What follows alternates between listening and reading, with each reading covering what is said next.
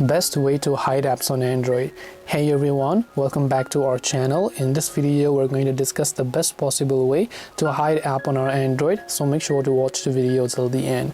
Hiding an application depends upon your phone and the launcher that you're currently using. In my case, I'm using a Samsung phone with the default One UI launcher. So if I want to hide an app, I need to swipe up to my app drawers, then I need to tap the three dots option, and then I need to simply go to settings.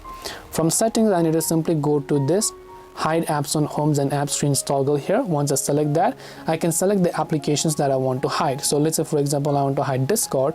I'll select Discord. I can tap the done option, and then that particular app will get successfully deleted. The best way to hide it is also always check if your phone's default launcher or a feature provides it. It's better than using a third-party launcher. You can simply try to find a default launcher to hide the apps. So hope this video helped you. If you have got any questions, feel free to leave them down below. Thank you for watching and see you soon in the next video.